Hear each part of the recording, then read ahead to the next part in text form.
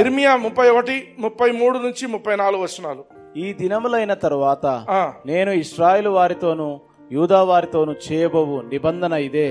వారి మనస్సులలో నా ధర్మ విధి ఉంచెదను, వారి హృదయం మీద దాని వ్రాసెదను. యెహోవా వాక్కు ఇదే. 34 నేను వారికి దేవుడనయ్యుందును, వారు నాకు జనులగుదురు. వారు మరి ఎన్నడును యెహోవాను గూర్చి బోధ నొందుదము అని తమ పొరుగు వారికి గాని తమ సహోదరులకు గాని ఉపదేశం చేయరు. నేను వారి దోషములను క్షమించి వారి పాపములను ఇక ఎన్నడూ జ్ఞాపకం చేసుకున్నాను. కనుక అల్పులేమి ఘనులేమి అందరును నన్నెరుగుదురు. ఇదే యెహోవా. హల్లెలూయా, హల్లెలూయా. దేవుడు తన ప్రవక్త అయిన ఇర్మియా ద్వారా లాంగ్ బ్యాక్ రాయించిన మాట ఏంటంటే, నేను వారి దోషములను క్షమించి వారి పాపములను ఇక ఎన్నడును జ్ఞాపకము చేసుకున్నాను. దేవుడు నిన్ను క్షమించి నీ పాపములు ఇక ఎన్నడును జ్ఞాపకము చేసుకొనను అంటున్నాడు. హల్లెలూయా. కనుక అల్పులేమి ఘనులేమి అందరూ నన్ను ఎరుగుదురు. అంటే నువ్వు నిజంగా దేవుణ్ణి ఎరిగిన వ్యక్తివైతే నువ్వు ఏం తెలుసుకుంటావంటే, నా దేవుడు నన్ను క్షమించిండు, ఇక నా పాపములను ఎప్పుడు జ్ఞాపకం చేసుకోడు. హల్లెలూయా, హల్లెలూయా. అర్థమైందా నేను చెప్పిన మాట? దేవుడు తెలుసా నీకు? దేవుడు తెలుసు. ఏం తెలుసు దేవుడి గురించి? నేను అప్పుడు బాలేను, ఇప్పుడు బాలేను, ఇప్పుడు బాలేను. ఇక్కడ ఏం చెప్తున్నాడంటే, నువ్వు నిజంగా దేవుణ్ణి తెలుసుకున్నావు అంటే, నువ్వు దేవుణ్ణి ఎరిగినావు అంటే ఒక సీక్రెట్ చెప్తున్నాడు. దేవుని నువ్వు ఎరిగినావు అంటే ఒక కండిషన్ ఏంటి? నీ దోషములను ఆయన క్షమించి నీ పాపములను ఇక ఎన్నడూ జ్ఞాపకము చేసుకోడు అనేది నువ్వు ఎప్పుడైతే నమ్ముతావో అప్పుడే నీవు దేవుని ఎరిగిన వ్యక్తివి. హల్లెలూయా, హల్లెలూయా. బ్రదర్ చాలా కష్టంగా ఉంది బ్రదర్ ఇది అర్థం చేసుకోవాలంటే. హెబ్రీయులకు రాసిన పత్రిక 8వ అధ్యాయం చూద్దాం, 6వ వచనం నుంచి చూద్దాం. ఈయన అయితే ఇప్పుడు మరి ఎక్కువైన వాగ్దానములను బట్టి నియమింపబడిన మరి ఎక్కువైన నిబంధనకు మధ్యవర్తి అయి ఉన్నాడు కనుక మరి శ్రేష్టమైన సేవకత్వము పొంది ఉన్నాడు. 7వ వచనం. ఏలయనగా ఆ మొదటి నిబంధన లోపము లేనిదైతే రెండవ దానికి అవకాశం ఉండనే. హల్లెలూయా, హల్లెలూయా. అంటే పాత నిబంధన లోపమైనది.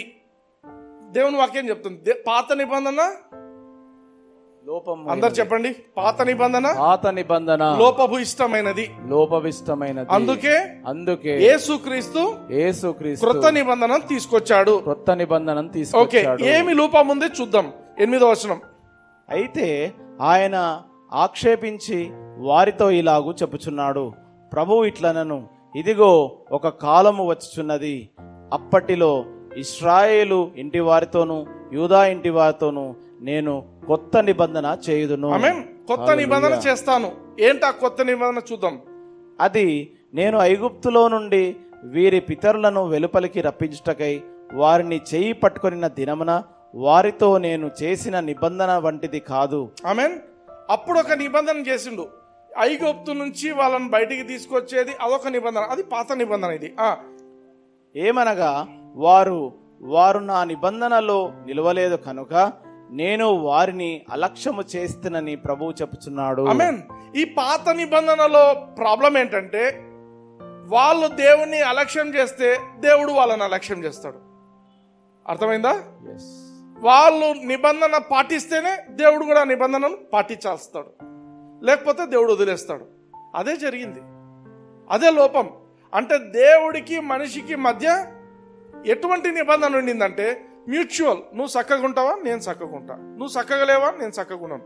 దేవుడు అదే అంటున్నాడు, ఏదేమనగా వారు నా నిబంధనలో నిలవలేదు గనుక నేను వారిని అలక్ష్యము చేసి తిని అని ప్రభువు చెప్తున్నాడు. 10వ వచనం చూద్దాం.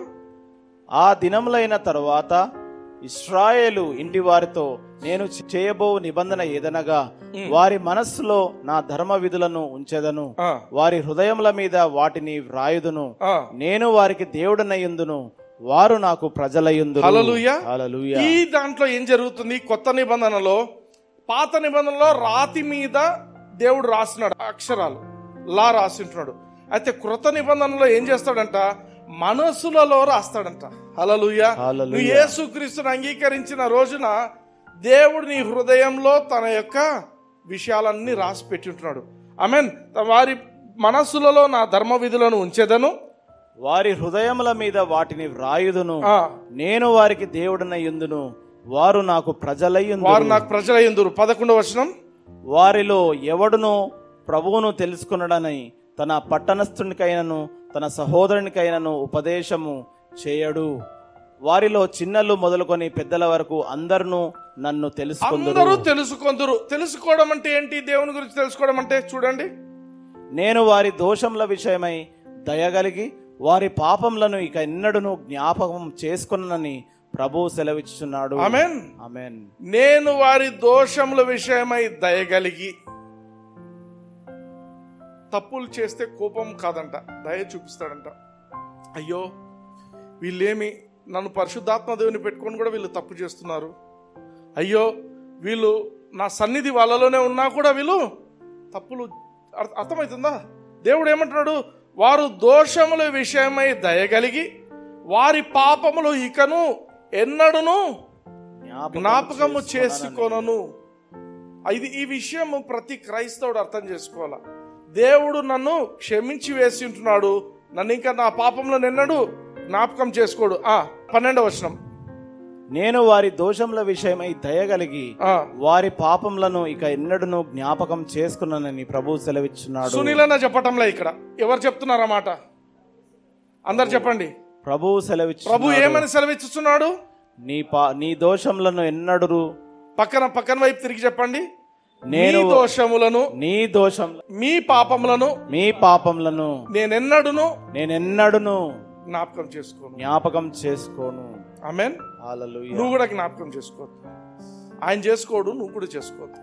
హల్లెలూయా, హల్లెలూయా. నేను అప్పుడు ఇట్లా చేసింటి, నేను ఇప్పుడు ఇట్లా చేసి. కొందరు టెస్టిమనీస్ అని చెప్తారు. టెస్టిమనీ అంటే ఏంలే, ఇంకా పాపపు చిట్టా వదులుతుంటారు కూర్చొని. ఇక్కడ ఎవడికి కావాలా నీ పాపాలు? దేవుడు క్లోజ్ అంటే క్లోజ్, అంతే. హల్లెలూయా. దేవుడు నేను నీతిమంతుడు అంటే నువ్వు నీతిమంతుడు, అంతే, అయిపోయింది. ఆమేన్, ఆమేన్. హెబ్రీయులకు రాసిన పత్రిక 10వ అధ్యాయము 12వ వచనం చూద్దాం. ఈయన అయితే పాపముల నిమిత్తమై సదాకాలము నిలుచు ఒక్క బలిని అర్పించి. చాలు. యేసుక్రీస్తు చేసిన పని ఏంటంటే పాపముల విషయమై ఒకే బలి. ఆ బలి ఏంటంటే సదాకాలం నిలిచిపోయే బలి. హల్లెలూయా, హల్లెలూయా. అంటే ఏమర్థము? గిల్ట్ అనే విషయం గురించి చెప్తున్నాను. నేను తప్పు చేస్తున్నాను అంటే కొందరికి ఏముంటుంది తెలుసా? నేను పోయి ఇంత కానుకేస్తే నా తప్పులు క్షమించబడతాయి. వింటున్నారు? ఎప్పుడైనా ఆలోచిస్తున్నారా? నేను ఏదో తప్పు చేస్తున్నాను, నేను చాలా కష్టంలో ఉన్నా, అయినా కూడా నేను అప్పు చేసైనా ఇంత డబ్బులు వేస్తే నా పాపాలు క్షమింపబడతాయి. No no no no. నీ పాపము క్షమింపబడాలంటే యేసుక్రీస్తు ద్వారానే. ఇదే బలి. నువ్వు దేవుని దగ్గరికి వెళ్ళాలంటే డబ్బులు పట్టుకొని పోతే కాదు, ఏది పట్టుకొని పోయినా కాదు, ఇదే బలి. ఒకే బలి ఆయన అర్పించిండు, అది సదాకాలం నిలిచే బలి. హల్లెలూయా. ఇప్పుడు తప్పు చేసిన ప్రభువా నన్ను యేసుక్రీస్తు ద్వారా నన్ను క్షమించు, యేసుక్రీస్తు రక్తం బట్టి నన్ను క్షమించు అని అడగాల్సిందే. 10 సంవత్సరాల తర్వాతైనా యేసుక్రీస్తుని బట్టి క్షమించు. నీకు పాప క్షమాపణ నీ కానుకలతో రాదు. నీకు పాప క్షమాపణ యేసుక్రీస్తు చేసిన ఈ ఒక్క బలియాగమును బట్టి వస్తుంది. హల్లెలూయా. ఆ బలి సదాకాలం ఉండే బలి. హల్లెలూయా. అందుకే డోంట్ బి మిస్టేకన్. గిల్ట్ ను పోగొట్టుకోవడం కోసం డబ్బులు ఖర్చు పెట్టడము, ఆ పాస్టర్కి ఇంత ఇస్తే, లేకపోతే ఈ యొక్క మినిస్ట్రీకి ఇంత ఇస్తే నా పాపాలు క్షమించబడతాయేమో, HFAMకి ఇస్తే క్షమించబడతాయేమో, అసలు క్షమించబడవు. అర్థమవుతుందా? ఏం చేయాలా? యేసుక్రీస్తు ద్వారానే నీకు పాప క్షమాపణ. నీ పాపముల నిమిత్తమై సదాకాలము నిలుచు ఒకే ఒక్క బలిని అర్పించి. నెక్స్ట్ ఏం చేసిండు? అప్పటి నుండి తన శత్రువులు తన పాదములకు పాదపీఠంగా చేయబడు వరకు కనిపెట్టుచు దేవుని కుడిపార్శ్వంన ఆసీనుడాయను. హల్లెలూయా, హల్లెలూయా. ఈయనేం చేసిండంట? ప్రతి ప్రధాన యాజకుడు ఏం చేస్తాడంటే, ప్రధాన యాజకుడు దేవునికి బలి అర్పించడానికి పోతే కూర్చోడానికి వీల్లేదు. ఆయన ఎప్పుడు నిలబడి అర్పణలు అర్పిస్తూనే ఉండాలి. ఎందుకు? ఆ పాపాలు తెగవు, తెల్లారవు. కాబట్టి ఆయన నిలబడుకొనే ఉండాలి. యేసుక్రీస్తు ఏం చేస్తున్నాడు? ఒకే బలియాగము ఆయన రక్తం తీసుకొని పోయి సమర్పించి హీ సాట్ డౌన్. అంటే ఏమర్థము? పని సమాప్తం అయిపోయింది. Hallelujah. He has completed the sacrifice, he has completed the work. ఇంకా నో మోర్. ఇంకా మళ్ళా పోయి అర్పణలు అర్పించే ఈ కథ లేదు, ఇంకా బలులు అర్పించాల్సిన అవసరం లేదు. ఆమేన్. 13వ వచనం చూద్దాం. అప్పటి నుండి తన శత్రువులు తన పాదములకు పాదపీఠంగా చేయబడు వరకు కనిపెట్టుచు దేవుని కుడిపార్శ్వంన ఆసీనుడాయను. హీ సాట్ అని ఉంటుంది ఇంగ్లీష్ లో. హీ సాట్. వేరే ఏ యొక్క హై ప్రీస్ట్ కు కూడా కూర్చొనే అర్హత లేదు, ఎందుకంటే వాళ్ళు అర్పిస్తూనే ఉండాలి. కానీ యేసుక్రీస్తు హీ సాట్. ఎందుకు? ఇది అయిపోయింది, కంప్లీట్ అయింది వర్క్ అని. ఆమేన్. 14వ వచనం. ఒక్క అర్పణ చేత ఈయన పరిశుద్ధపరచబడు వారిని సదాకాలం నాకు సంపూర్ణులుగా చేసి ఉన్నాడు. ఆమేన్. ఇంగ్లీష్ లో చూద్దామా? For by one offering he had perfected for ever those who are sanctified. Hallelujah. Hallelujah. ఒక్క అర్పణ చేత ఏం చేసిండంట? He has perfected me. Hallelujah. Hallelujah. I am made perfect hallelujah because of one sacrifice of Jesus Christ. Amen. Amen. అది ఎవరికి వాళ్ళకు ఈ revolution రావాలా? యేసుక్రీస్తు చేసిన ఈ యొక్క బలియాగమును బట్టి నేను పవిత్రపరచబడమే కాదు, ఐ యామ్ మేడ్ పర్ఫెక్ట్. నేను మిస్టర్ పర్ఫెక్ట్. ఇదే మిస్టర్ పర్ఫెక్ట్ అంటే, ఇదే మిస్టర్ పర్ఫెక్ట్. ఎట్లా mister perfect? I'm mister perfect because of what Jesus has done. ఆ ఒక్క అర్పణ చేత పరిశుద్ధపరచబడు వారిని, అంటే ఎవరు? మనమంతా కూడా యేసుక్రీస్తుని అంగీకరించి పరిశుద్ధపరచబడ్డాం. సదాకాలమునకు అంటే ఫరెవర్. నువ్వు తప్పు చేసినా, నువ్వు తప్పు చేయకపోయినా, ఒక్కసారిగా ఆయన బలియాగమును బట్టి యు ఆర్ మేడ్ పర్ఫెక్ట్. హల్లెలూయా. తెలుగులో ఏమంటున్నాడు? సంపూర్ణులుగా చేసి ఉంటున్నాడు. బ్రదర్, మరి నువ్వు అప్పుడు ఆ తప్పు చేసింటివే బ్రదర్, నువ్వు అది ఏదో చేయకూడదు ఏదో చేసి, స్టిల్ యు ఆర్ పర్ఫెక్ట్. హల్లెలూయా. అర్థమవుతుందా? Believe this word. దేవుని వాక్యాన్ని నమ్ము. నీ యొక్క పరిశుద్ధత, నీ యొక్క పర్ఫెక్షన్ నిన్ను బట్టి కాదు వచ్చింది. నీ పర్ఫెక్షన్ అంతా ఎవరిని బట్టి వచ్చింది? యేసు ప్రభు. హల్లెలూయా. ఆయన చేసిన ఒక్క బలియాగమును బట్టి ఇది జరిగింది. హల్లెలూయా. 15వ వచనం చూద్దాం. ఈ విషయమై ఏ విషయము?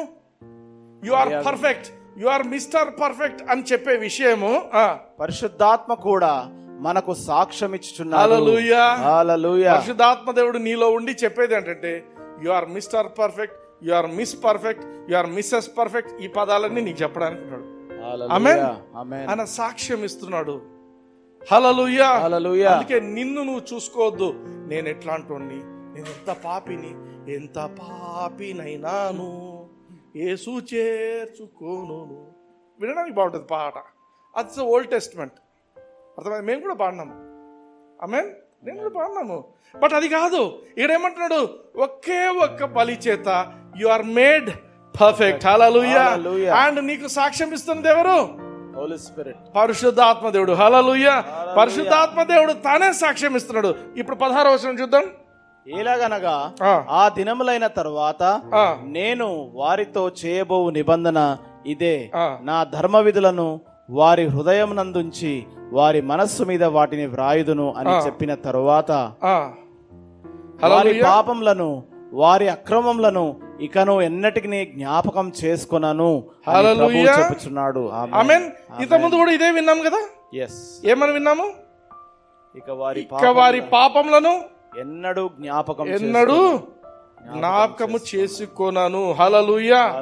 This is what God is telling to us. Amen.